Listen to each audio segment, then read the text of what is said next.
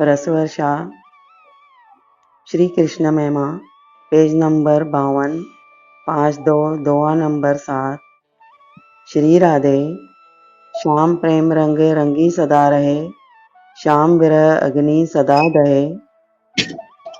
गोपी श्याम के प्रेम में सदा रंगी हुई रहती है अंदर बाहर से,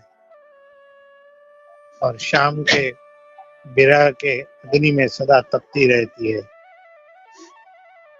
उसको दूसरे किसी का न ध्यान आता है, न दूसरे किसी का विरह होता है। या तो उसके आलिंगन और उसके जो है सामीप्य का अनुभव करती है, या उसकी दूरी का, उसके विरह का अनुभव करती है। दोनों भावों में ही गोपी मग्न रहती है। कामादिक विकार नहीं व्यापे, तरल तत्व तरंगित तापे। काम इत्यादि के विकार वहां आते ही नहीं है, ये सब जगत के विकार हैं। दिव्य रास में, दिव्य प्रेम में इन विकारों का कोई स्थान ही नहीं है। कामादिक विकार नहीं जागे। तरल तत्व तरंगित तापे। जो तरल प्रेम तत्व है उसी की ही तरंगों में तपती रहती है, उसी की तरंगों में गोते लगाती रहती है, जहाँ ये संसार के विकार कोई स्पर्श भी नहीं कर सकते। गो गोचर जय लगी मन जाई, सर्व स्थल तेहि श्याम लखाई।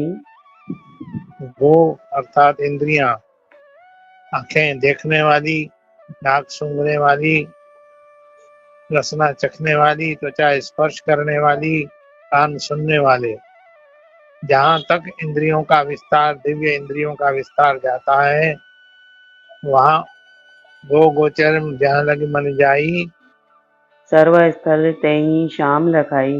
सब जगह उसको श्याम सुंदर ही दिखाई देता है।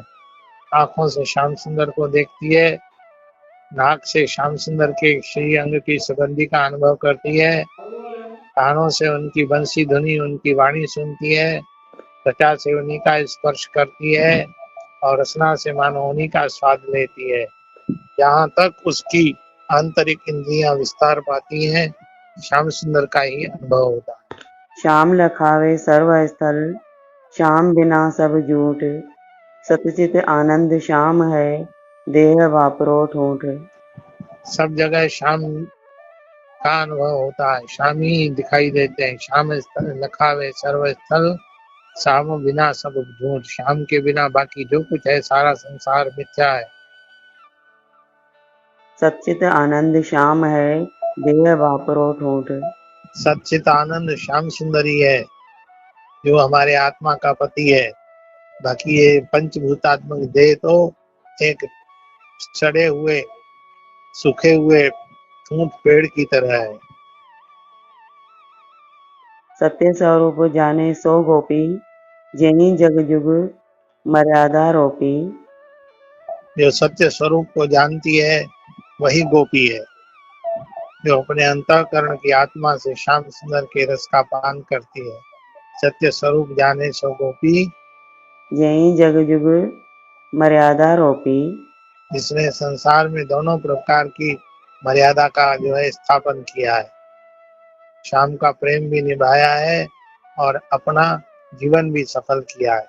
असत वस्तु आधार सत्य जग, सत्य अटल असत्य के नहीं पग। इस असत संसार का आधार सत्य है और वो श्याम सुंदर है।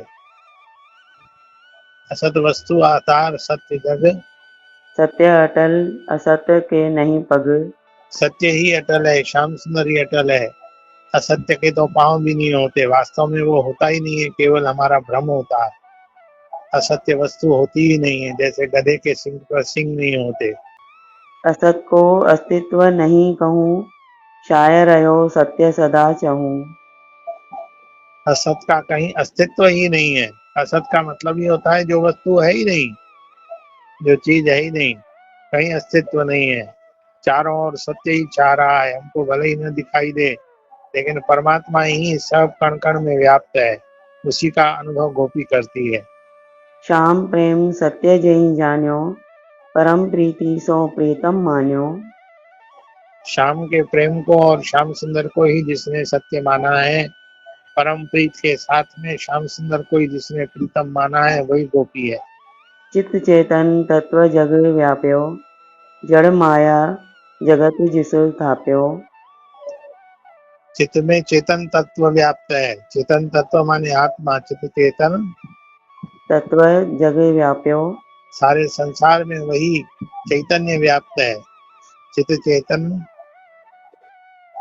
तत्व जग व्याप्यो, जड़ तत्व माया जग, हाँ, जड़ माया, जगत जिस स्थाप्यो।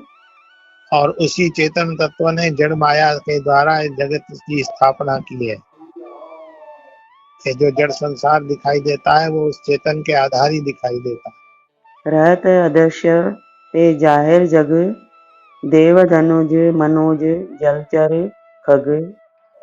तो चेतन तत्व अदृश्य रहता है, लेकिन ये जड़ संसार जाहिर दिखाई देता है आंखों से। राधे राधे बाबा जी। राधे राधे।